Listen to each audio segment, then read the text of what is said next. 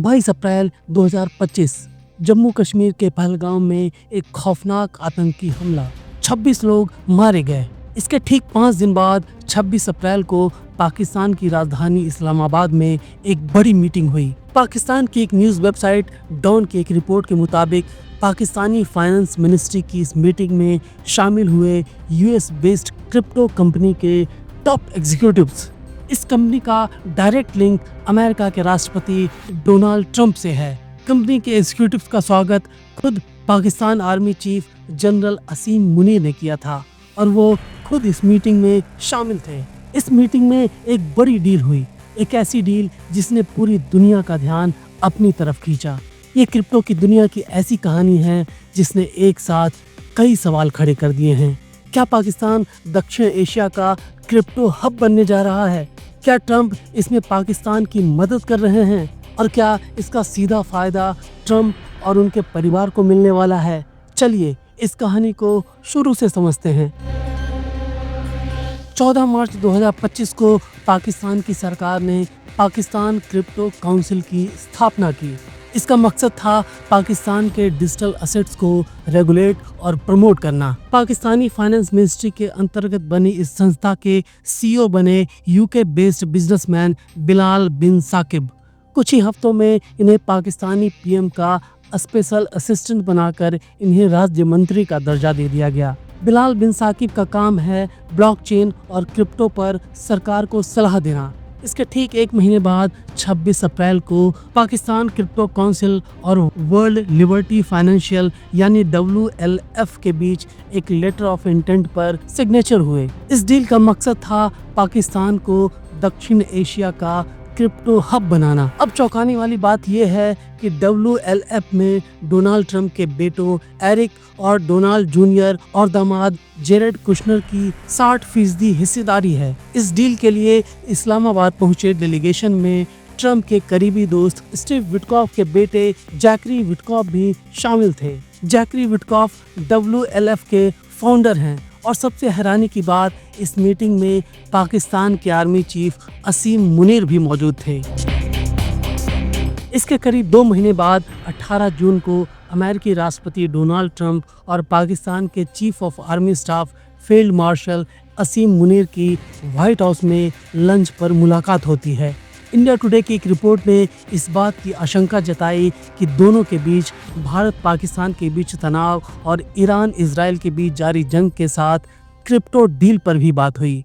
Media reports में इस बात का दावा किया जाता है कि असीम मुनीर को इतना तवज्जो देने के पीछे ट्रंप के अपने व्यावसायिक हित भी हैं, जो सीधे उस क्रिप्टो डील से जुड़े हैं जो पाकिस्तान और WLF के बीच हुई है। अमेरिका के राष्ट्रपति डोनाल्ड ट्रंप खुद को क्रिप्टो का चीफ एडवोकेट बताते हैं। उनकी कंपनी WLF ने अक्टूबर 2024 में WLFI के टोकन बेचकर $300 मिलियन जुटाए। खुद ट्रंप को इससे $57 मिलियन का मुनाफा हुआ। पाकिस्तान ट्रंप के परिवार की कंपनी WLF से डील करके पाकिस्तान में digital asset tokenisation, stable coin development और डिसेंट्रलाइज्ड फाइनेंस को बढ़ावा देने की बात कर रहा है। लेकिन सवाल ये है, ये किसके हित में है? पाकिस्तान के, अमेरिका के या ट्रंप और उनके परिवार के? टाइम्स ऑफ इंडिया की एक रिपोर्ट कहती है कि पाकिस्तान और WLF के बीच हुई डील की टाइमिंग संदिग्ध है, खासकर पहलगाम हमले के बाद। कुछ विशेषज्ञों का मानना है कि ये डील सिर्फ आर्थिक नहीं बल्कि जियोपॉलिटिकल रणनीति का हिस्सा हो सकती है। पाकिस्तान की अर्थव्यवस्था इस वक्त भारी संकट में है। महंगाई, घटता विदेशी मुद्रा भंडार और IMF से लिया गया $1 बिलियन का बेल आउट पैकेज इसकी तस्वीर बयां करता है। ऐसे में पाकिस्तान क्रिप्टो में अपना भविष्य तलाश रहा है। 2024 के चेन एनालिसिस डेटा के मुताबिक पाकिस्तान में 2.5 करोड़ क्रिप्टो यूजर्स हैं और हर साल $300 बिलियन का लेन देन होता है। ये आंकड़ा पाकिस्तान को दुनिया में क्रिप्टो यूज में 9वें स्थान पर लाता है। पाकिस्तान क्रिप्टो काउंसिल ने बिनांस के फाउंडर चांगपेंग झाओ को सलाहकार बनाया है ताकि वो इस्लामाबाद को क्रिप्टो कैपिटल बना सकें। कुछ मीडिया रिपोर्ट्स में इस बात का दावा किया गया है कि पाकिस्तान एक रणनीतिक बिटकॉइन रिजर्व बनाने की योजना बना रहा है जिसे अमेरिका का समर्थन मिल रहा है। लेकिन क्या ये इतना आसान है? अगर पाकिस्तान क्रिप्टो हब बन जाता है तो उसकी अर्थव्यवस्था को फायदा हो सकता है। डिजिटल फाइनेंशियल इंक्लूजन बढ़ेगा, विदेशी निवेश आएगा और ब्लॉकचेन टेक्नोलॉजी से नए रोजगार बन सकते हैं। लेकिन खतरे भी कम नहीं।